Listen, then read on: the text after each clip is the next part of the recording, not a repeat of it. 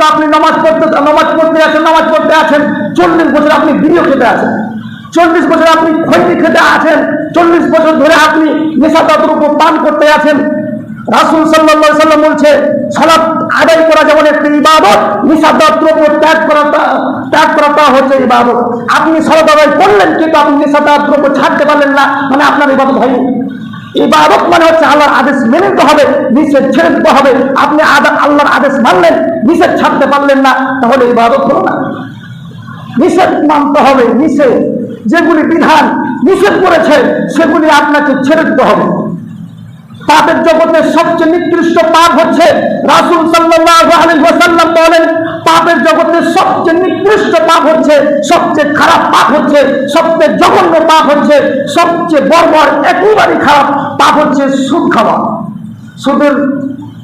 সুদের জন্য রাসূল সাল্লাল্লাহু আলাইহি ওয়াসাল্লাম যে ভাষা ব্যবহার করেছেন, পৃথিবীর কোন পাপের জন্য রাসূল সাল্লাল্লাহু আলাইহি ওয়াসাল্লাম তেমন কঠিন খারাপ ভাষা ব্যবহার করেননি। রাসূল সাল্লাল্লাহু আলাইহি ওয়াসাল্লাম বলেন, কোন ব্যক্তি যদি 1 টাকা জেনে শুনে সুদ খায়, কোন ব্যক্তি যদি 1 টাকা জেনে শুনে সুদ খায়, তাহলে 36 বার জেনা করে যত পাপ করলো, একজন ব্যক্তি জেনে শুনে 1 টাকা সুদ খেয়ে তার থেকে বেশি পাপ করলো। একজন ব্যক্তির সারা জীবনে 36 বার জেনা করা কি সম্ভব? কোনোদিন হতে পারে না। এই 36 বার জেনা করা যত পাপ, 36 বার জেনা করা যত পাপ, তারপরে 1 টাকা সুদ খেলে তার থেকে বেশি পাপ। তারপরে আমাদের সমাজের সবার ঘরে বন্ধন, সবার ঘরে লোন ঢোকা রয়েছে, সবাই জমি বন্ধক দেওয়া রয়েছে। এই যে আমরা সুদ থেকে বেঁচে থাকতে পারছি না। রাসূল সাল্লাল্লাহু আলাইহি ওয়াসাল্লাম বলেন, সুদের অনেক রকম পাপ রয়েছে, ছোট থেকে বড়, বড় থেকে ছোট। সুদের অনেক রকম পাপ রয়েছে, ছোট থেকে বড়, বড় থেকে ছোট। সুদের সব থেকে যেটা ছোট পাপ, সেটা হচ্ছে মাতাকে বিবাহ করা। নাউজুবিল্লাহ। পৃথিবীর কোন পাপের জন্য এত জঘন্য ভাষা ব্যবহার করেননি। রাসূল সাল্লাল্লাহু আলাইহি ওয়াসাল্লাম বলেছে, যে ব্যক্তি চুরি করবে তার হাত কেটে নিতে হবে, তারপরে এত জঘন্য ভাষা ব্যবহার করেননি। পৃথিবীর মধ্যে সব থেকে বড় পাপ হচ্ছে শিরক, আল্লাহর সাথে শিরক করা, তারপরে তো জঘন্য ভাষা ব্যবহার করেননি। পৃথিবীর দ্বিতীয় মহাপাপ হচ্ছে পিতামাতার অবাধ্য চলা, তারপর তো জঘন্য ভাষা ব্যবহার করেননি। কিন্তু সুদ এমন একটি জঘন্য পাপ যে তার জন্য এত জঘন্য ভাষা রাসূল সাল্লাল্লাহু আলাইহি ওয়াসাল্লাম ব্যবহার করেছেন। যে মাতাকে বিবাহ করা, এটা কি সাধারণ কথা? এটা কি কোনো সাধারণ কথা হতে পারে? এটা বলতেই কেমন লাগে, বলতেই খারাপ লাগে। তারপর মানুষের লজ্জা হচ্ছে না, তারপর মানুষের শরম হচ্ছে না, তারপর মানুষের হায়া হচ্ছে না, তারপর মানুষের বিবেকে বাড়ছে না যে আমি এত বড় একটা পাপ করছি, যে মায়ের সাথে বিবাহ করার সমান পাপ, এত বড় পাপ আমি করতে পারি কি করে? মানুষের একটা হায়া থাকা দরকার, এটাও মানুষের নেই। এই জন্য ইবাদত মানে হচ্ছে আল্লাহর আদেশ শুধু মানলে হবে না, যে সব নিষেধ আল্লাহ রাব্বুল আলামিন করেছে সেই সব নিষেধ আপনাকে ছাড়তে হবে। যদি আপনি ছাড়তে না পারেন তাহলে ইবাদত কবুল হবে না। আর ইবাদত করলে যে সে ইবাদত কবুল হবে এর কোনো নিশ্চয়তা নেই।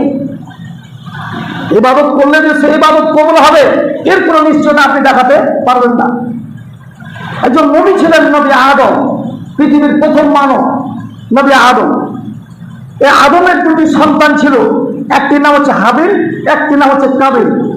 এই পৃথিবীর প্রথম মানবের সন্তান এই 2 ভাই ইবাদত করেছিল, আল্লাহ রাব্বুল আলামিনের কাছে কুরবানি পেশ করেছিল। তার মধ্যে একজনের ইবাদত আল্লাহ কবুল করেছে, একজনের ইবাদত আল্লাহ কবুল করেননি। আপনি চিন্তা করে দেখুন যে পৃথিবীর প্রথম মানবের সন্তান, পৃথিবীর প্রথম ইবাদত, এরা যে কেউ ইবাদত করেনি, তার মধ্যে একজনের ইবাদত আল্লাহ কবুল করছে আর একজনের ইবাদত আল্লাহ কবুল করছেন না। তাহলে বুঝতে হবে যে ইবাদত করলে যে সেই ইবাদত কবুল হবে এর কোনো নিশ্চয়তা নেই। আপনি ইবাদত করলে যে সেই ইবাদত কবুল হবে এর কোনো নিশ্চয়তা নেই। তাহলে ইবাদত করতে হবে আল্লাহকে ভয় করে, আল্লাহকে সন্তুষ্ট করার জন্য আপনাকে প্রত্যেকটা কাজ করতে হবে, জান্নাতের উদ্দেশ্যে আপনাকে প্রত্যেকটা কাজ করতে হবে। যেমন দেখুন, বিয়ে শাদীর ব্যাপারে যখন এমনি সবাই ইসলাম মানছে, কিছু হলেও মানছে, কিন্তু বিয়ে শাদীর ব্যাপারে যখন আসবে তখন আর ইসলামকে মানতে কেউ চাইবে না। ধরুন আপনার বাড়িতে একজন সাধারণ একটা আলেম ধরেন, যার কিছু বেতন, তা আপনার বাড়িতে বিয়ের প্রস্তাব নিয়ে এসছে, যে তখন আপনি বলছেন যে কত টাকা উপার্জন, তখন সে বলছে কিছু হবে, মানে যা দিয়ে উপার্জন সংসার চলবে, তখন আপনি বলছেন না, দেওয়া যাবে না। আপনি কিছুদিন পর আপনার একটা মেয়ের বিয়ে দিলেন, আপনি গ্রামের মানুষের কাছে একদম বুক ফুলিয়ে বলছেন যে আমার জামাই অমুক, আমার জামাই তমুক, আমার জামাই অনেক বড় অফিসার, 1 লক্ষ টাকা মাসে ইনকাম করে, আমার জামাই খুব সুন্দর জামাই, খুব ভালো জামাই, যে অনেক টাকা উপার্জন করে। এই যে আপনি এই কাজটা করলেন, এখানে আপনি ইসলামকে অপমান করলেন। কেন? প্রত্যেকটা কাজ আপনাকে ইসলামের জন্য করতে হবে, জান্নাতের উদ্দেশ্যে করতে হবে। আপনি যদি সঠিক বাবা হতেন, যদি আপনি জান্নাতের উদ্দেশ্যে যদি এই কাজটা করতেন, তাহলে সর্বপ্রথম আপনার প্রশ্ন হতো যে আমি আমার মেয়েকে যেই ছেলের হাতে তুলে দিব, সর্বপ্রথম আমার প্রশ্ন হবে সে কত টাকা উপার্জন করছে সেটা আমি দেখতে যাব না, সে কি চাকরি করছে সেটা আমি দেখতে যাব না, সে কত টাকা তার জমি জায়গা রয়েছে সেটা আমি দেখতে যাব না, সে কি 5 ওয়াক্ত সালাত আদায় করছে। এটা আপনার প্রশ্ন হওয়া উচিত ছিল যদি আপনি জান্নাতের উদ্দেশ্যে প্রত্যেকটা কাজ করতেন। তাহলে আপনি জান্নাতের উদ্দেশ্যে করছেন না, আপনি ইনকাম দেখলেন, ছেলে তো সালাত আদায় করে না, তা আপনি একজন বেনামাজি ছেলে দেখে আপনি আপনার মেয়েকে বিবাহ দিয়ে দিলেন, আর নামাজি আলেম ছেলে আপনি ছেলে কিসের জন্য? টাকার জন্য। এই জন্য প্রত্যেকটা কাজ আপনাকে জান্নাতের উদ্দেশ্য করতে হবে। এই যে আপনি এই কাজটা করলেন না, এই কারণে আপনাকে জাহান্নামে যেতে হবে। প্রত্যেকটা কাজ আপনাকে জান্নাতের উদ্দেশ্য করতে হবে।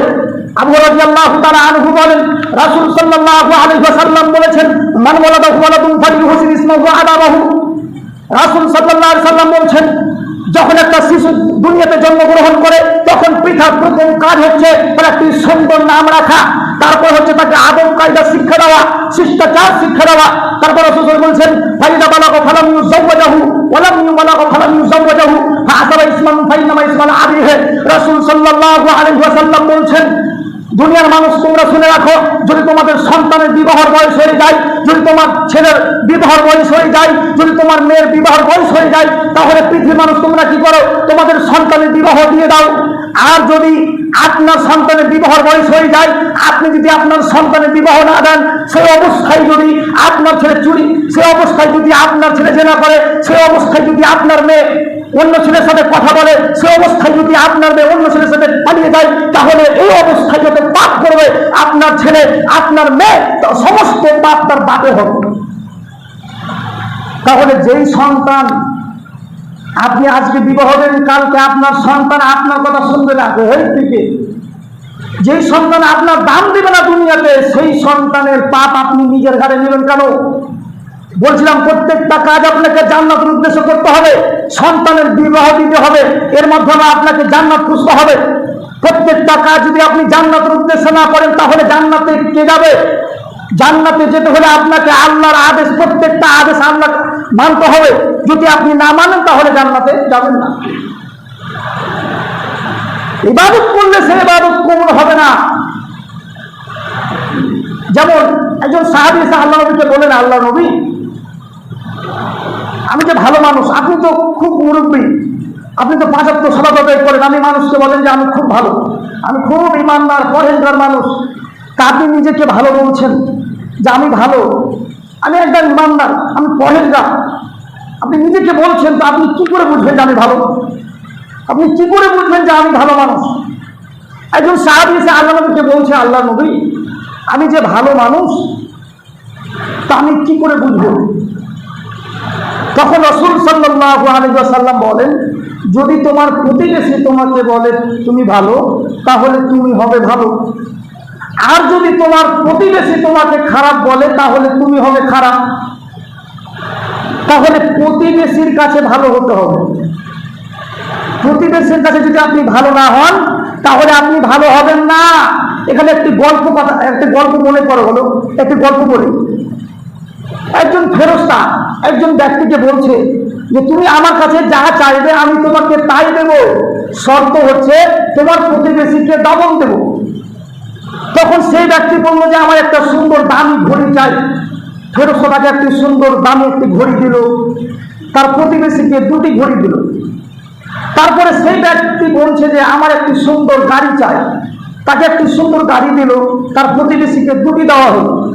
তারপরে সেই ব্যক্তি বলছে যে আমার 2টি বাড়ি চাই, তার একটি বাড়ি চাই, তাকে একটি সুন্দর বাড়ি করে দেওয়া হলো, তার প্রতিবেশীকে 2টি দেওয়া হলো।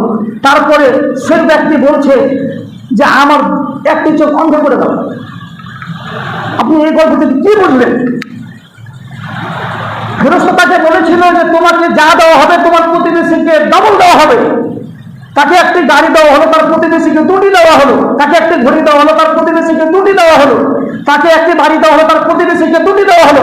তারপরে সে ব্যক্তি বলছে আমার একটি চোখ বন্ধ করে দাও। মানে তার এটা ভালো না, যদি আমার একটি চোখ বন্ধ করে দেয় তাহলে আমার প্রতিবেশী দুটি চোখ বন্ধ করে দেবে। মানে মানুষ প্রতিবেশীর সাথে কিভাবে আচরণ করে, কত খারাপ আচরণ করে। আপনি আপনার প্রতিবেশী আপনি জিজ্ঞাসা করেন যে উন্মুখে খুব খারাপ, তাকে যদি বলেন যে ও খুব খারাপ, সবাইকে খারাপ। এই জন্য রাসূল সাল্লাল্লাহু আলাইহি ওয়াসাল্লাম বলছে তোমরা তখন ভালো হবে যখন তুমি তোমার প্রতিবেশীর কাছে ভালো। এই জন্য প্রতিবেশীর কাছে ভালো